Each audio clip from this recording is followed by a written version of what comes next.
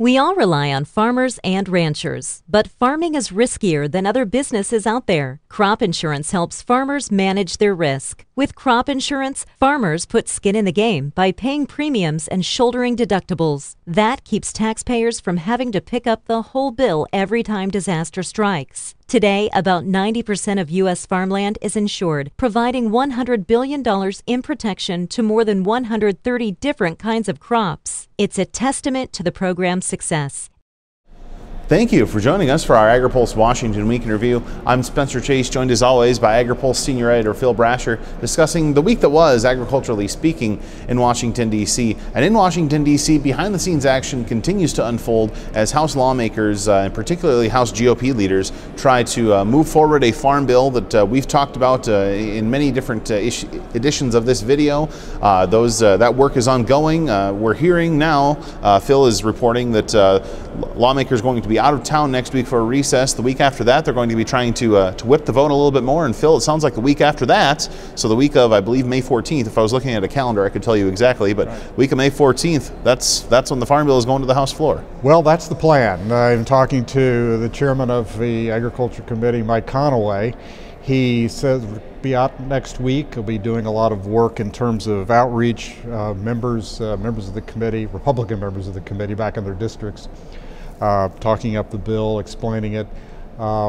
Staff members here in D.C. on the committee are going to be talking to staff members of other members who are not on the committee, explaining the bill to them, answering questions, with the goal of when they get back the week of May the 7th, getting an idea of the vote count, not only on the final vote, final passage, but also on some key amendments like crop insurance and sugar amendments that Chairman Conaway considers poison pills. Mm-hmm. And we had reported earlier this week, based on some comments from Colin Peterson, who is the top Democrat on the House Agriculture Committee, that Democrats really don't plan to offer amendments on the House floor at this farm bill. They don't see it as a fixable piece of legislation.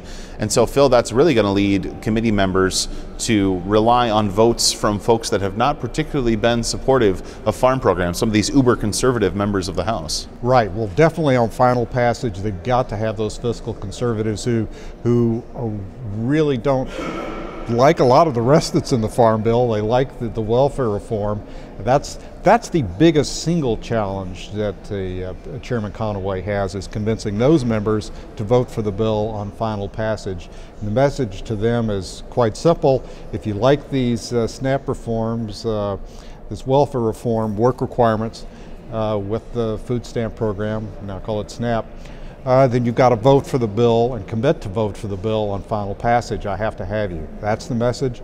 And I think it's having some effect. I talked this week to Mark Meadows, who's the chairman of the Freedom Caucus, has a bit of an agricultural district there in western North Carolina. So he does have concern. He does have interest in farm programs. Another one, Jim Jordan from Ohio, former chairman of the Freedom Caucus, and actually argued against the strategy because he would rather, he doesn't see this as a way to actually pass the welfare reforms that he would like to see. And so he still has some reservations about that, but he's certainly open to supporting the bill as well. But that's the biggest single challenge, and then we have the challenge with the amendments. But the biggest overarching challenge is making sure you got enough Republican votes to pass this bill with no Democratic support, anticipating no Democratic support on that final vote. Mm-hmm. And as the House continues to try and work behind the scenes to pass its version of the Farm Bill, important to note, nothing concrete to report at this point on a Senate bill. Pat Roberts, the chair of the Senate Ag Committee, did say this week that he is remaining intent on introducing his legislation at some point in the month of May. So we'll continue to follow that and keep you up to date of any developments that we see on that front. But I want to stay on Capitol Hill here and talk about a couple of hearings that happened Thursday, both involving EPA Administrator Scott Pruitt. Anyone that's been a news junkie for the last month knows that he's been ensnared in some ethical concerns. A lot of people, a lot of members of both parties really raising questions about whether or not he's being a good steward of taxpayer money, whether or not he's being a good steward of the environment in his role as EPA Administrator. And Phil, he had two hearings. We split the coverage. You took the morning session, I took the afternoon session. session. But in all reality, he was pressed, but really didn't seem to do anything that would damage his reputation too much with the one person that's going to matter most on this decision. Right, President Trump, the boss. Yeah, he pushed back hard. The Democrats came at him over the ethical issues, the spending issues, the soundproof phone booth, and so forth. So they focused on that, no surprise there. They also talked some about the policy. Republicans talked mostly about policy issues. Things like the RFS biofuel policy, that several members raised that as an issue. All in all, I don't think, certainly don't think that Administrator Pruitt did himself any damage. We'll have to see in the next few days how, if he continues to, his job seems to have stabilized, or situation seems to have stabilized there. But he pushed back pretty hard, saying in a lot of cases these decisions were made by staff. He wasn't aware of the details. Mm-hmm. So yeah, as Phil mentioned, a lot of deflection on the part of the administrator, either to staff. In some instances, there was some deflection to OMB when he was being questioned about the EPA's budget and why certain things like the Great Lakes Restoration Initiative was not included in EPA's budget. He was quick to deflect that attention to the Office of Management and Budget, saying that he did not recommend that those programs be cut. So a couple of interesting hearings from the administrator, but all appears to be reasonably quiet on that front. We haven't seen a Trump tweet on his performance or anything of that nature since the hearings closed. And talked to Tom Cole from Oklahoma, who obviously would know the administrator from his time in Oklahoma, and he thought he did well and would be able to withstand any kind of pressure that might come after these hearings, and didn't think he damaged his reputation with the president throughout the course of this. But want to wrap up talking about a hearing that happened earlier this week. Ag Secretary Sonny Perdue called to the Senate Agriculture Committee to testify on the state of the farm economy, which is basically a synonym for the committee wants to talk to the secretary. I believe both chambers have used that at some point or another.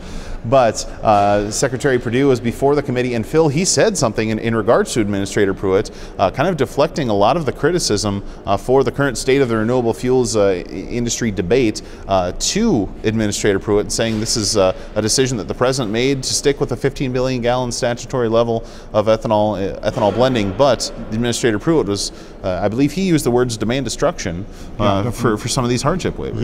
Yeah, and which is something that came up with Pruitt as well. But from there, he was getting pushed more back from the energy, some of the refinery districts with refineries in them. Yeah, there was Secretary Perdue was pushed on the biofuel issue, and he very clearly said, expressed concern about these waivers that Administrator Pruitt, EPA, had provided to small refiners. He came out with a number. He said that I believe it was in fact, the exact number, 1.12 billion gallons of ethanol been waived in 2017, which, as you noted, Secretary Perdue referred to as demand destruction. And he also made the point that that President Trump had directed Administrator Pruitt to keep the ethanol demand at least 15 billion gallons, which is, of course, the statutory number that's in the 2007 energy law for each year. So, yeah, he definitely put the blame on Administrator Pruitt when it came to those waivers. And those comments are reasonably in line with comments that he had made earlier in the day speaking to members of the National Association of Farm Broadcasting.